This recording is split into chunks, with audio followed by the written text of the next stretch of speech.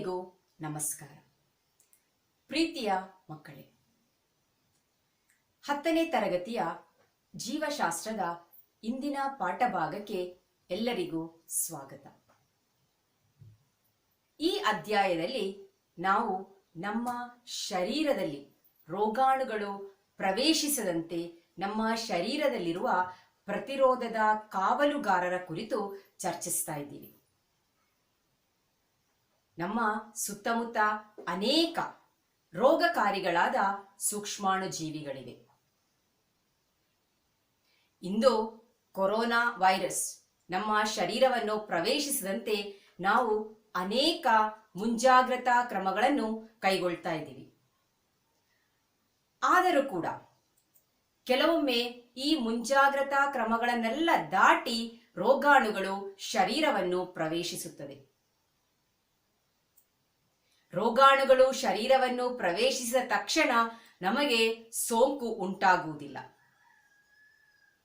ಇದಕ್ಕೆ ಪ್ರಧಾನ ಕಾರಣ ನಮ್ಮ ಶರೀರದಲ್ಲಿರುವ ರಕ್ಷಣಾ ವ್ಯವಸ್ಥೆ, ನಮ್ಮ ಶರೀರದಲ್ಲಿರುವ ಪ್ರತಿರೋಧ ವ್ಯವಸ್ಥೆಗಳು. ಚರ್ಮ, ಶ್ಲೇಷ್ಮ, ಶ್ಲೇಷ್ಮಪರೆ, ಮಯಣ, ಕಣ್ಣೀರು, ರಕ್ತ, ಲಿಂಫ್ ಮುಂತಾದ ಅನೇಕ ರಕ್ಷಣಾ ವ್ಯವಸ್ಥೆಗಳು ನಮ್ಮ ಶರೀರದಲ್ಲಿದೆ. ರೋಗಾಣುಗಳು ಶರೀರವನ್ನು ಪ್ರವೇಶಿಸದಂತೆ ಇವುಗಳು ತಡೆಯುತ್ತದೆ. ಇನ್ನು ರೋಗಾಣುಗಳು ಶರೀರವನ್ನು ಪ್ರವೇಶಿಸಿದರೆ ಅವುಗಳನ್ನು ನಾಶ ಮಾಡುತ್ತದೆ. ಕಳೆದ ಪಾಠಭಾಗದಲ್ಲಿ ಚರ್ಮ ಯಾವ ರೀತಿ ನಮಗೆ ಸಂರಕ್ಷಣೆಯನ್ನು ನೀಡುತ್ತದೆ ಎಂಬುದರ ಕುರಿತು ನಾವು ಚರ್ಚಿಸಿದ್ದೀವಿ. ಇಡೀ ಶರೀರವನ್ನು ಆವರಿಸುವ ಒಂದು ರಕ್ಷಣಾ ಕವಚವಾಗಿದೆ ಚರ್ಮ. ಚರ್ಮದಲ್ಲಿರುವ ಕೆರಾಟಿನ್, ಸೆಬಮ್, ಬೆವರು ಇವುಗಳೆಲ್ಲ ರೋಗಾಣು ನಾಶಕಗಳಾಗಿ ಕಾರ್ಯವೆಸಗುತ್ತದೆ. ಅಂದ್ರೆ ರೋಗಾಣುಗಳು ಶರೀರವನ್ನು ಪ್ರವೇಶಿಸದಂತೆ ತಡೆಯುತ್ತದೆ. ಇನ್ನು ರೋಗಾಣುಗಳು ಶರೀರವನ್ನು ಪ್ರವೇಶಿಸಿದರೆ ಅವುಗಳನ್ನು ನಾಶ ಮಾಡುತ್ತದೆ.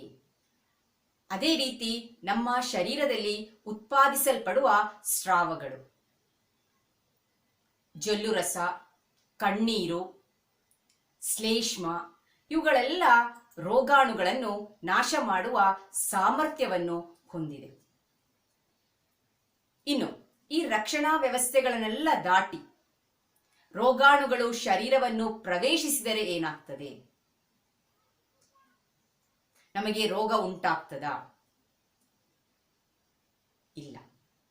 ರೋಗಾಣುಗಳು ಶರೀರವನ್ನು ಪ್ರವೇಶಿಸಿದರೆ ನಮ್ಮ ಶರೀರದಲ್ಲಿರುವ ಶರೀರ ದ್ರವಗಳು ಅವುಗಳನ್ನು ನಾಶ ಮಾಡುತ್ತದೆ. ಮನುಷ್ಯ ಶರೀರದಲ್ಲಿ ಮುಖ್ಯವಾಗಿ ರಕ್ತ ಮತ್ತು ಲಿಂಫ್ ಶರೀರ ದ್ರವಗಳಾಗಿವೆ. ಇವುಗಳು ರೋಗಾಣುಗಳನ್ನು ನಾಶ ಮಾಡುವ ಸಾಮರ್ಥ್ಯವನ್ನು ಹೊಂದಿರುತ್ತದೆ. ನಮ್ಮ ಶರೀರದಲ್ಲಿ ಪ್ರತಿರೋಧ ವ್ಯವಸ್ಥೆಗೆ ಸಹಾಯ ಮಾಡುವ ಶರೀರ ದ್ರವಗಳಾಗಿದೆ ರಕ್ತ ಮತ್ತು ಲಿಂಫ್. ಇಂದು ನಾವು ರಕ್ತ ಯಾವ ರೀತಿ ಪ್ರತಿರೋಧ ವ್ಯವಸ್ಥೆಯಲ್ಲಿ ಸಹಾಯ ಮಾಡುತ್ತದೆ, ಯಾವ ರೀತಿ ರೋಗಾಣುಗಳು ಶರೀರವನ್ನು ಪ್ರವೇಶಿಸಿದರೆ ಅವುಗಳನ್ನು ನಾಶ ಮಾಡುತ್ತದೆ ಎಂಬುದರ ಕುರಿತು ಚರ್ಚಿಸೋಣ. ರಕ್ತದಲ್ಲಿ ಮುಖ್ಯವಾಗಿ 2 ಘಟಕಗಳಿವೆ. ಮನುಷ್ಯ ಶರೀರದಲ್ಲಿ ಸರಾಸರಿ 5 ಲೀಟರ್ನಷ್ಟು ರಕ್ತ ಕಂಡುಬರುತ್ತದೆ. ರಕ್ತದಲ್ಲಿ ಮುಖ್ಯವಾಗಿ 2 ಘಟಕಗಳಿವೆ. 9ನೇ ಕ್ಲಾಸಿನಲ್ಲಿ ನಾವು ಇದರ ಕುರಿತು ಚರ್ಚಿಸಿದ್ದೀವಿ. 55% ಪ್ಲಾಸ್ಮಾ, 45% ರಕ್ತ ಕಣಗಳು. ಪ್ಲಾಸ್ಮಾದಲ್ಲಿ ಮುಖ್ಯವಾಗಿ ನೀರು, ಪ್ಲಾಸ್ಮಾ ಪ್ರೋಟೀನ್ಗಳು, ಜೈವಿಕ ಯೌಗಿಕಗಳು, ಅಜೈವಿಕ ಯೌಗಿಕಗಳು ಮುಂತಾದವುಗಳು ಕಂಡುಬರುತ್ತದೆ. ಮುಖ್ಯವಾಗಿ 3 ವಿಧದ ರಕ್ತ ಕಣಗಳಿವೆ. ಕೆಂಪು ರಕ್ತ ಕಣ, ಬಿಳಿ ರಕ್ತ ಕಣ ಮತ್ತು ಪ್ಲೇಟ್ಲೆಟ್ಗಳು.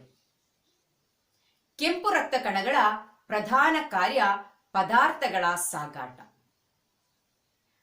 ರಕ್ತದಲ್ಲಿ ಇವುಗಳ ಸಂಖ್ಯೆ 45 ಲಕ್ಷದಿಂದ 60 ಲಕ್ಷದವರೆಗೆ ಪ್ರತಿ 1 ಘನ ಮಿಲಿಮೀಟರ್ ರಕ್ತದಲ್ಲಿ ಕಂಡುಬರುತ್ತದೆ. ಬಿಳಿ ರಕ್ತ ಕಣಗಳ ಸಂಖ್ಯೆ 7,000ದಿಂದ 8,000ದವರೆಗೆ ಕಂಡುಬರುತ್ತದೆ. ಪ್ರತಿರೋಧ ವ್ಯವಸ್ಥೆಯಲ್ಲಿ ಪ್ರಧಾನ ಪಾತ್ರ ವಹಿಸುವುದು ಬಿಳಿ ರಕ್ತ ಕಣಗಳಾಗಿದೆ. ಇನ್ನು ರಕ್ತ ಹೆಪ್ಪುಗಟ್ಟಲು ಸಹಾಯ ಮಾಡುವ ರಕ್ತದ ಘಟಕವಾಗಿದೆ ಪ್ಲೇಟ್ಲೆಟ್ಗಳು.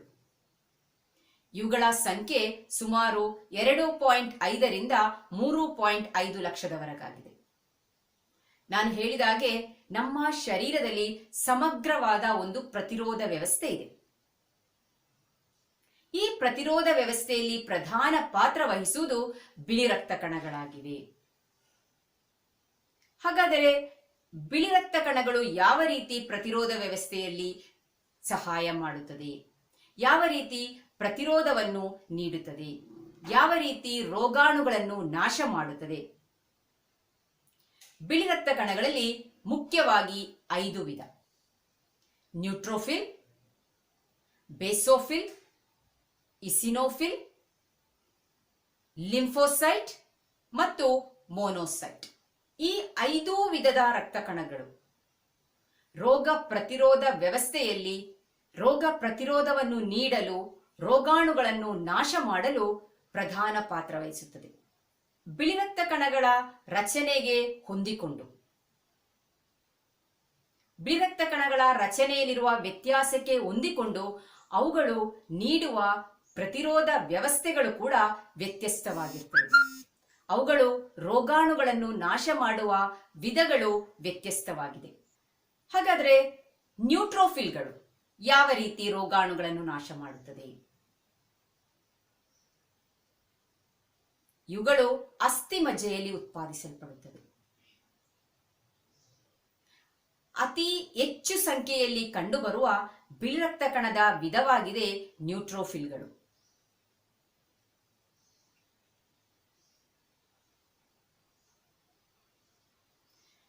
ಮನುಷ್ಯ ಶರೀರದಲ್ಲಿ ಪ್ರತಿ ದಿನ 100 ಬಿಲಿಯನ್ನಷ್ಟು ನ್ಯೂಟ್ರೋಫಿಲ್ಗಳು ಉತ್ಪಾದಿಸಲ್ಪಡುತ್ತದೆ. ಆದರೆ ಇವುಗಳು ಬರೀ 8 ಗಂಟೆಗಳ ಕಾಲ ಮಾತ್ರ ಜೀವಂತವಾಗಿರುತ್ತದೆ. ರೋಗಕಾರಿಗಳಾದ ಬ್ಯಾಕ್ಟೀರಿಯಾ, ವೈರಸ್ ಇವುಗಳು ಶರೀರವನ್ನು ಪ್ರವೇಶಿಸಿದ ತಕ್ಷಣ ರಾಸಾಯನಿಕ ಪದಾರ್ಥಗಳನ್ನು ಉತ್ಪಾದಿಸಿ ರೋಗಾಣುಗಳನ್ನು ನಾಶಗೊಳಿಸುತ್ತದೆ. ಸೋಂಕಿಗೆ ಕಾರಣವಾದ ಯಾವುದೇ ರೋಗಾಣುಗಳು ಶರೀರವನ್ನು ಪ್ರವೇಶಿಸಿದ ತಕ್ಷಣ ಕಾರ್ಯವೆಸಗುವುದು ನ್ಯೂಟ್ರೋಫಿಲ್ಗಳಾಗಿದೆ. ನ್ಯೂಟ್ರೋಫಿಲ್ಗಳು ರೋಗಾಣುಗಳನ್ನು ನುಂಗಿ ನಾಶ ಮಾಡುತ್ತದೆ. ಅದೇ ರೀತಿ ರೋಗಾಣುಗಳು ಶರೀರವನ್ನು ಪ್ರವೇಶಿಸಿದ ತಕ್ಷಣ ಇತರ ರೋಗ ಪ್ರತಿರೋಧ ವ್ಯವಸ್ಥೆಗೆ ಸೂಚನೆಯನ್ನು ಕೂಡ ನೀಡುವುದು ನ್ಯೂಟ್ರೋಫಿಲ್ಗಳಾಗಿದೆ. ಬೇಸೋಫಿಲ್ಗಳು ಇತರ ಬಿಳಿ ರಕ್ತ ಕಣಗಳನ್ನು ಉತ್ತೇಜಿಸುವುದು ಮತ್ತು ರಕ್ತನಾಳವನ್ನು ವಿಕಸಿಸುವುದು ಪ್ರಧಾನ ಕಾರ್ಯ. ರಕ್ತನಾಳಗಳು ವಿಕಸಿಸುವುದರಿಂದ ಏನು ಪ್ರಯೋಜನ? ರೋಗಾಣುಗಳು ಪ್ರವೇಶಿಸಿದ ಭಾಗದಲ್ಲಿ ರಕ್ತನಾಳಗಳು ವಿಕಸಿಸಬೇಕು.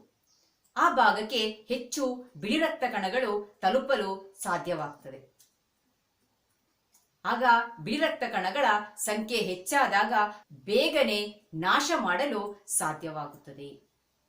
ಅತಿ ಕಡಿಮೆ ಸಂಖ್ಯೆಯಲ್ಲಿ ಬೇಸೋಫಿಲ್ಗಳು ರಕ್ತದಲ್ಲಿ ಕಂಡುಬರುತ್ತದೆ. 0.5ರಿಂದ 1% ಮಾತ್ರ ಇವುಗಳ ಸಂಖ್ಯೆ ಇರ್ತದೆ. ಅಲರ್ಜಿಯಂತಹ ಆರೋಗ್ಯ ಸಮಸ್ಯೆಗಳಿಗೆ ಪ್ರಧಾನ ಕಾರಣ ಈ ಬೇಸೋಫಿಲ್ಗಳ ಸಂಖ್ಯೆ ಕಡಿಮೆಯಾಗುವುದು. ಇನ್ನು ಇಸಿನೋಫಿಲ್ಗಳು ಸೋಂಕಿಗೆ ಕಾರಣವಾದ ರೋಗಾಣುಗಳನ್ನು ನಾಶ ಮಾಡುವುದು ಇಸಿನೋಫಿಲ್ಗಳ ಪ್ರಧಾನ ಕಾರ್ಯ. ಸುಮಾರು 5% ಇವುಗಳು ರಕ್ತದಲ್ಲಿ ಕಂಡುಬರುತ್ತದೆ. ಪರಕೀಯ ವಸ್ತುಗಳು ಶರೀರವನ್ನು ಪ್ರವೇಶಿಸಿದರೆ ಅವುಗಳನ್ನು ನಾಶ ಮಾಡಲು ಅಗತ್ಯವಾದ ರಾಸಾಯನಿಕ ಪದಾರ್ಥಗಳನ್ನು ಉತ್ಪಾದಿಸುತ್ತದೆ. ಅದೇ ರೀತಿ ಬಾತುಕೊಳ್ಳುವ ಪ್ರತಿಕ್ರಿಯೆಗೆ ಅಗತ್ಯವಾದ ರಾಸಾಯನಿಕ ವಸ್ತುಗಳನ್ನು ಕೂಡ ಉತ್ಪಾದಿಸುವುದು ಇಸಿನೋಫಿಲ್ಗಳಾಗಿದೆ. ಬಾತುಕೊಳ್ಳುವ ಪ್ರತಿಕ್ರಿಯೆ ಕುರಿತು ನಾವು ಮುಂದಿನ ಭಾಗದಲ್ಲಿ ಚರ್ಚಿಸೋಣ. ಪರಕೀಯ ವಸ್ತುಗಳು ಅಂತ ಹೇಳಿದ್ರೆ ಶರೀರವನ್ನು ಪ್ರವೇಶಿಸುವಂತಹ ರೋಗಕಾರಿಗಳಾದ ಸೂಕ್ಷ್ಮಾಣುಜೀವಿಗಳು. ಸೋಂಕಿಗೆ ಕಾರಣವಾದ ಯಾವುದೇ ರೋಗಾಣುಗಳು ಶರೀರವನ್ನು ಪ್ರವೇಶಿಸಿದರೆ ಅವುಗಳನ್ನು ನಾಶ ಮಾಡಲು ರಾಸಾಯನಿಕ ಪದಾರ್ಥಗಳನ್ನು ಉತ್ಪಾದಿಸುವುದು ಇಸಿನೋಫಿಲ್ಗಳಾಗಿವೆ. ಅವುಗಳನ್ನು ನಾಶ ಮಾಡಲು ರಾಸಾಯನಿಕ ಪದಾರ್ಥಗಳನ್ನು ತಯಾರಿಸುತ್ತದೆ. ಇನ್ನು ಮೋನೋಸೈಟ್ಗಳು 5-12% ರಕ್ತದಲ್ಲಿ ಕಂಡುಬರುತ್ತದೆ.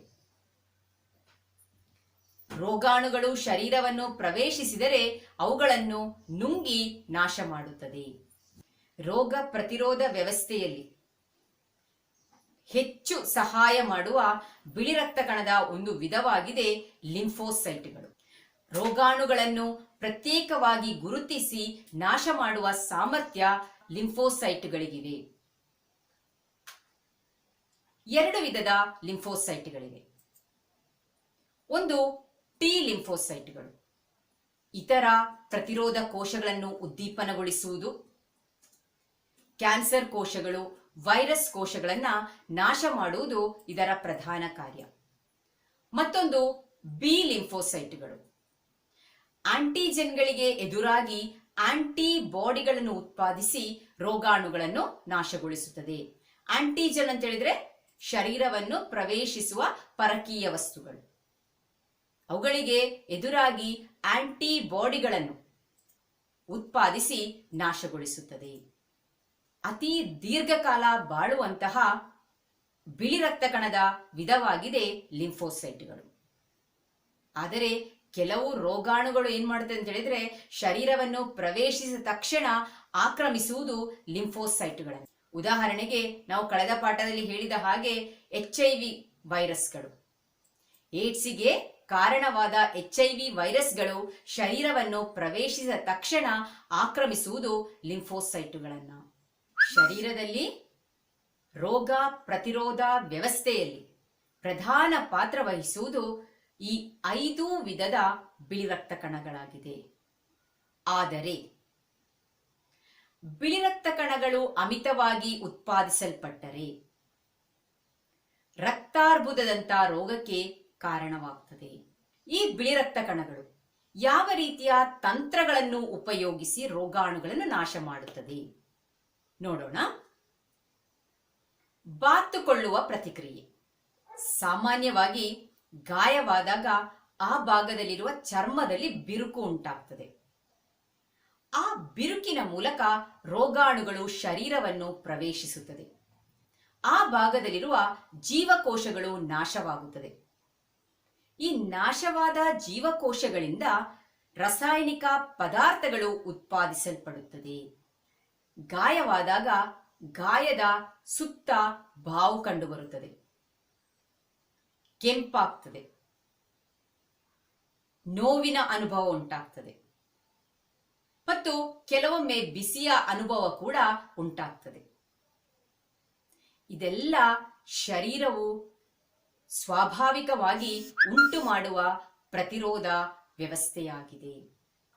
ಗಾಯವಾದ ತಕ್ಷಣ ಆ ಭಾಗದಲ್ಲಿರುವಂತಹ ರಕ್ತನಾಳಗಳು ವಿಕಸಿಸುತ್ತದೆ. ರಕ್ತನಾಳಗಳು ವಿಕಸಿಸುವುದರಿಂದ ಏನು ಪ್ರಯೋಜನ? ಹೆಚ್ಚು ರಕ್ತ ಪ್ರವಾಹ ಆ ಭಾಗಕ್ಕೆ ಉಂಟಾಗ್ತದೆ. ರಕ್ತದ ಮೂಲಕ ಹೆಚ್ಚು ಬಿಳಿ ರಕ್ತ ಕಣಗಳು ಆ ಭಾಗವನ್ನು ತಲುಪುತ್ತದೆ. ರಕ್ತನಾಳಗಳು ಬಾತುಕೊಳ್ಳುವಾಗ ಅದರ ಭಿತ್ತಿಯಲ್ಲಿರುವ ರಂಧ್ರಗಳು ದೊಡ್ಡದಾಗ್ತದೆ. ಆಗ ಪ್ರತಿರೋಧ ವ್ಯವಸ್ಥೆಗೆ ಸಹಾಯ ಮಾಡುವ ಮೋನೋಸೈಟ್ಗಳು ಮತ್ತು ನ್ಯೂಟ್ರೋಫಿಲ್ಗಳು ಆ ಭಾಗವನ್ನು ತಲುಪಿ ಅಲ್ಲಿ ಇರುವಂತಹ ರೋಗಾಣುಗಳನ್ನು ನಾಶಗೊಳಿಸುತ್ತದೆ. ಗಾಯದ ಮೂಲಕ ರೋಗಾಣುಗಳು ಶರೀರವನ್ನು ಪ್ರವೇಶಿಸಿದ ತಕ್ಷಣ ಆ ಭಾಗದಲ್ಲಿರುವ ರಕ್ತನಾಳಗಳು ವಿಕಸಿಸುತ್ತದೆ. ಹೆಚ್ಚು ಬಿಳಿ ರಕ್ತ ಕಣಗಳು ಆ ಭಾಗವನ್ನು ತಲುಪುತ್ತದೆ. ಬಿಳಿ ರಕ್ತ ಕಣಗಳ ಪ್ರಧಾನ ವಿಧಗಳಾದ ನ್ಯೂಟ್ರೋಫಿಲ್ ಮತ್ತು ಮೋನೋಸೈಟ್ಗಳು ಗಾಯವಾದ ಭಾಗವನ್ನು ತಲುಪಿ ರೋಗಾಣುಗಳನ್ನು ನುಂಗಿ ನಾಶಗೊಳಿಸುತ್ತದೆ. ಗಾಯ ಅಥವಾ ರೋಗಾಣು ಸೋಂಕು ಉಂಟಾಗುವಾಗ ಹಾನಿಗೊಳಗಾದ ಜೀವಕೋಶಗಳಿಂದ ಕೆಲವು ರಾಸಾಯನಿಕ ಪದಾರ್ಥಗಳು ಉತ್ಪಾದಿಸಲ್ಪಡುತ್ತವೆ. ಇವುಗಳು ಆ ಭಾಗದ ರಕ್ತನಾಳಗಳನ್ನು ವಿಕಸಿಸುವಂತೆ ಮಾಡಿ ರಕ್ತದ ಪ್ರವಾಹ ಹೆಚ್ಚುವಂತೆ ಮಾಡುತ್ತದೆ. ಆಗ ರಕ್ತದಲ್ಲಿರುವ ಪ್ಲಾಸ್ಮಾ ಮತ್ತು ಬಿಳಿ ರಕ್ತ ಕಣಗಳು ರಕ್ತನಾಳಗಳಿಂದ ಗಾಯದ ಸಮೀಪ ಭಾಗಕ್ಕೆ ತಲುಪುತ್ತದೆ. ಆಗ ಏನಾಗ್ತದೆ?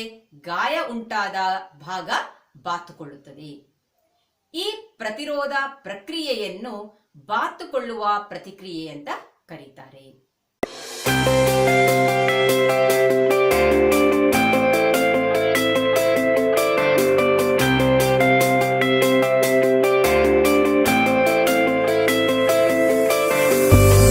ಬಾತುಕೊಳ್ಳುವ ಪ್ರತಿಕ್ರಿಯೆ ಚರ್ಮ ರೋಗಾಣುಗಳಿಗೆದುರಾಗಿ ಒಂದು ಕೋಟೆಯಂತೆ ಕೆಲಸ ಮಾಡುತ್ತದೆ. ಏನಾದರೂ ಕಾರಣಗಳಿಂದ ಅದರಲ್ಲಿ ಬಿರುಕುಂಟಾದರೂ ಗಾಯವಾಗುವಾಗ ಅದಲ್ಲವೇ ಆಗುವುದು. ಗಾಯದ ಮೂಲಕ ರೋಗಾಣುಗಳು ಒಳ ಪ್ರವೇಶಿಸಲು ಪ್ರಯತ್ನಿಸುತ್ತವೆ. ಆಗ ಶರೀರದ ಪ್ರತಿರೋಧ ವ್ಯವಸ್ಥೆ ಜಾಗೃತವಾಗುತ್ತದೆ. ಮೊದಲು ಗಾಯದ ಸುತ್ತಲೂ ಇರುವ ರಕ್ತನಾಳಗಳು ವಿಕಸಿಸುತ್ತವೆ. ಆ ಭಾಗಕ್ಕೆ ಹೆಚ್ಚು ರಕ್ತ ಹರಿದು ಬರುತ್ತದೆ. ರಕ್ತದ ಮೂಲಕ ಹೆಚ್ಚು ಬಿಳಿ ರಕ್ತ ಕಣಗಳು ಅಲ್ಲಿ ತಲುಪುತ್ತವೆ. ರಕ್ತನಾಳಗಳು ಬಾತುಕೊಳ್ಳುವುದಕ್ಕನುಸಾರವಾಗಿ ಅದರ ಭಿತ್ತಿಯಲ್ಲಿರುವ ರಂಧ್ರಗಳೂ ದೊಡ್ಡದಾಗುತ್ತವೆ. ಅದರ ಮೂಲಕ ಹೆಚ್ಚಿನ ಸಂಖ್ಯೆಯಲ್ಲಿ ಬಿಳಿ ರಕ್ತ ಕಣಗಳು ಗಾಯದ ಭಾಗಕ್ಕೆ ಬರುತ್ತವೆ. ಹೊರಗೆ ಬಂದ ಬಿಳಿ ರಕ್ತ ಕಣಗಳು ರೋಗಾಣುಗಳನ್ನು ನುಂಗಿ ನಾಶ ಮಾಡುತ್ತವೆ.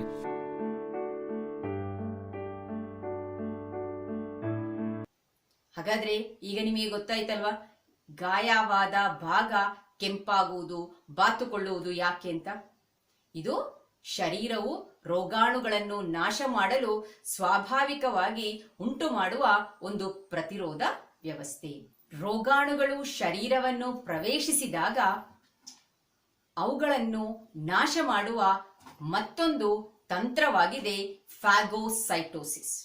ರೋಗಾಣುಗಳನ್ನು ನುಂಗಿ ನಾಶ ಮಾಡುವ ವಿಧಾನ, ರೋಗಾಣುಗಳನ್ನು ನುಂಗಿ ನಾಶ ಮಾಡುವ ಪ್ರಕ್ರಿಯೆ. ಫ್ಯಾಗೋಸೈಟೋಸಿಸ್ ಅನ್ನು ನಡೆಸುವ ಜೀವಕೋಶಗಳನ್ನು ಫ್ಯಾಗೋಸೈಟ್ಗಳು ಅಂತ ಕರೀತಾರೆ. ಫ್ಯಾಗೋ ಅಂದ್ರೆ ನುಂಗುವುದು, ಸೈಟೋ ಅಂತೇಳಿದ್ರೆ ಕೋಶ. ಬಿಳಿ ರಕ್ತ ಕಣಗಳಾದ ಮೋನೋಸೈಟ್ ಮತ್ತು ನ್ಯೂಟ್ರೋಫಿಲ್ಗಳು ರೋಗಾಣುಗಳನ್ನು ನುಂಗಿ ನಾಶಗೊಳಿಸುತ್ತದೆ. ಹಾಗಾದ್ರೆ ಈ ಫ್ಯಾಗೋಸೈಟೋಸಿಸ್ ಪ್ರತಿಕ್ರಿಯೆ ಹೇಗೆ ಜರುಗುತ್ತದೆ? ರೋಗಾಣುಗಳು ಶರೀರವನ್ನು ಪ್ರವೇಶಿಸಿದಾಗ ಈ ರೋಗಾಣುಗಳು ಜೀವಕೋಶದ ಸಮೀಪಕ್ಕೆ ತಲುಪುತ್ತದೆ. ಆಗ ಈ ರೋಗಾಣುಗಳನ್ನು ಕೋಶಪರೆಯ ಚೀಲದ ಒಳಗೆ ಎಳೆದುಕೊಳ್ಳುತ್ತದೆ. ಕೋಶಪರೆಯ ಚೀಲಗಳು ಲೈಸೋಸೋಮಿನೊಂದಿಗೆ ಸೇರಿಕೊಳ್ಳುತ್ತದೆ. ಲೈಸೋಸೋಮಿನಲ್ಲಿರುವ ಎನ್ಸೈಮ್ಗಳು ಈ ರೋಗಾಣುಗಳನ್ನು ಶಿಥಿಲಗೊಳಿಸಿ ನಾಶಗೊಳಿಸುತ್ತದೆ. ಈ ಪ್ರಕ್ರಿಯೆಯನ್ನು ಫ್ಯಾಗೋಸೈಟೋಸಿಸ್ ಅಂತ ಕರೀತಾರೆ. ರೋಗಾಣುಗಳು ಜೀವಕೋಶದ ಸಮೀಪಕ್ಕೆ ಬಂದಾಗ ಕೋಶಪರೆಯ ಚೀಲದೊಳಗಿರುವ ಲೈಸೋಸೋಮ್ಗಳಲ್ಲಿರುವ ಕಿಣ್ವಗಳು ಇವುಗಳನ್ನು ಶಿಥಿಲಗೊಳಿಸಿ ನಾಶಗೊಳಿಸುವ ಪ್ರಕ್ರಿಯೆಯನ್ನು ಫ್ಯಾಗೋಸೈಟೋಸಿಸ್ ಅಂತ ಕರೀತಾರೆ. ಫ್ಯಾಗೋಸೈಟೋಸಿಸ್ ರಕ್ತಕ್ಕೆ ಅನೇಕ ಕಾರ್ಯಗಳಿವೆ. ಅದರಲ್ಲೊಂದಾಗಿದೆ ರೋಗ ಪ್ರತಿರೋಧ. ರಕ್ತದಲ್ಲಿ ಕೆಂಪು ರಕ್ತ ಕಣಗಳು ಮತ್ತು ಬಿಳಿ ರಕ್ತ ಕಣಗಳಿವೆ. ಇದರಲ್ಲಿ ಬಿಳಿ ರಕ್ತ ಕಣಗಳಾಗಿವೆ ರೋಗ ಪ್ರತಿರೋಧದಲ್ಲಿ ಪ್ರಮುಖ ಪಾತ್ರ ವಹಿಸುವುದು. ಕೆಲವು ಬಿಳಿ ರಕ್ತ ಕಣಗಳು ರೋಗಾಣುಗಳನ್ನು ನಾಶ ಮಾಡುವುದು ಒಂದು ಪ್ರತ್ಯೇಕ ರೀತಿಯಲ್ಲಾಗಿದೆ. ಉದಾಹರಣೆಗೆ ನ್ಯೂಟ್ರೋಫಿಲ್. ಬ್ಯಾಕ್ಟೀರಿಯಾ ನ್ಯೂಟ್ರೋಫಿಲ್ನ ಸಮೀಪ ಇದ್ದರೆ ನ್ಯೂಟ್ರೋಫಿಲ್ ಬ್ಯಾಕ್ಟೀರಿಯಾವನ್ನು ನಿಧಾನವಾಗಿ ಆವರಿಸಲು ಆರಂಭಿಸುವುದು. ಕ್ರಮೇಣ ಬ್ಯಾಕ್ಟೀರಿಯಾ ನ್ಯೂಟ್ರೋಫಿಲ್ನ ಒಳ ಸೇರುತ್ತದೆ. ನ್ಯೂಟ್ರೋಫಿಲ್ನ ಒಳಗಿರುವ ಲೈಸೋಸೋಮ್ ಬ್ಯಾಕ್ಟೀರಿಯಾದೊಂದಿಗೆ ಸೇರುತ್ತದೆ. ಲೈಸೋಸೋಮ್ನಲ್ಲಿರುವ ಕಿಣ್ವಗಳು ಬ್ಯಾಕ್ಟೀರಿಯಾವನ್ನು ಜೀರ್ಣಿಸಿ ಕೋಶಿಕಾ ದ್ರವ್ಯಕ್ಕೆ ಸೇರಿಸುತ್ತದೆ. ಈ ರೀತಿಯಲ್ಲಿ ಬಿಳಿ ರಕ್ತ ಕಣಗಳು ರೋಗಾಣುಗಳನ್ನು ನುಂಗಿ ನಾಶ ಮಾಡುವ ಪ್ರಕ್ರಿಯೆಯನ್ನು ಫ್ಯಾಗೋಸೈಟೋಸಿಸ್ ಎಂದು ಕರೆಯುತ್ತಾರೆ. ಈಗ ನಿಮಗೆ ಗೊತ್ತಾಗಿರ್ಬೋದು ಪ್ರತಿರೋಧ ವ್ಯವಸ್ಥೆಯ ಪ್ರಾಮುಖ್ಯತೆ ಏನು ಅಂತ. ನಾವೆಲ್ಲ ಜನಿಸುವಾಗಲೇ, ನಾವೆಲ್ಲ ಹುಟ್ಟುವಾಗಲೇ ಈ ಎಲ್ಲಾ ಪ್ರತಿರೋಧ ವ್ಯವಸ್ಥೆಗಳು ನಮ್ಮ ಶರೀರದಲ್ಲಿ ಇರ್ತದೆ. ಆದರೆ ಅವುಗಳನ್ನು ಸಂರಕ್ಷಿಸಬೇಕಾಗಿರುವುದು ನಮ್ಮ ಕರ್ತವ್ಯ. ಉತ್ತಮ ಆಹಾರಾಭ್ಯಾಸಗಳು, ಉತ್ತಮ ಆರೋಗ್ಯ ಅಭ್ಯಾಸಗಳನ್ನು ರೂಢಿಸಿಕೊಂಡರೆ ನಮ್ಮ ಪ್ರತಿರೋಧ ವ್ಯವಸ್ಥೆಯನ್ನು ಸಂರಕ್ಷಿಸಲು ಸಾಧ್ಯವಾಗ್ತದೆ. ಪ್ರತಿರೋಧ ವ್ಯವಸ್ಥೆ ಸರಿಯಾಗಿ ಕಾರ್ಯವೆಸಗದಿದ್ದರೆ ಸಣ್ಣ ರೋಗ ಕೂಡ ಮರಣಕ್ಕೆ ಕಾರಣವಾಗ್ತದೆ. ಆದ್ದರಿಂದ ಪ್ರತಿರೋಧ ವ್ಯವಸ್ಥೆಯನ್ನು ಸಂರಕ್ಷಿಸಬೇಕಾಗಿರುವುದು ನಮ್ಮೆಲ್ಲರ ಕರ್ತವ್ಯ. ಕೆಲವು ಪ್ರಶ್ನೆಗಳನ್ನು ಬರೆದುಕೊಳ್ಳಿ. ಬಿಳಿ ರಕ್ತ ಕಣಗಳು ಗಾಯವಾದ ಭಾಗದಲ್ಲಿರುವ ರೋಗಾಣುಗಳನ್ನು ನುಂಗಿ ನಾಶ ಮಾಡುವ ಚಟುವಟಿಕೆಯು ಹೇಗೆ ನಡೆಯುತ್ತದೆ? ಫ್ಯಾಗೋಸೈಟೋಸಿಸ್ ಪ್ರತಿಕ್ರಿಯೆಯ ವಿವಿಧ ಹಂತಗಳನ್ನು ವಿಶ್ಲೇಷಿಸಿ ಒಂದು ಟಿಪ್ಪಣಿಯನ್ನು ತಯಾರಿಸಿ. ರೋಗ ಪ್ರತಿರೋಧದಲ್ಲಿ ಬಿಳಿ ರಕ್ತ ಕಣಗಳ ಪಾತ್ರದ ಕುರಿತು ಒಂದು ಟಿಪ್ಪಣಿಯನ್ನು ತಯಾರಿಸಿ. ಶರೀರದಲ್ಲಿರುವ ಹೆಚ್ಚಿನ ಪ್ರತಿರೋಧ ವ್ಯವಸ್ಥೆಗಳು ಮತ್ತು ಪ್ರತಿರೋಧ ತಂತ್ರಗಳ ಕುರಿತು ಮುಂದಿನ ತರಗತಿಯಲ್ಲಿ ತಿಳಿದುಕೊಳ್ಳೋಣ. ಎಲ್ಲರಿಗೂ ಧನ್ಯವಾದಗಳು.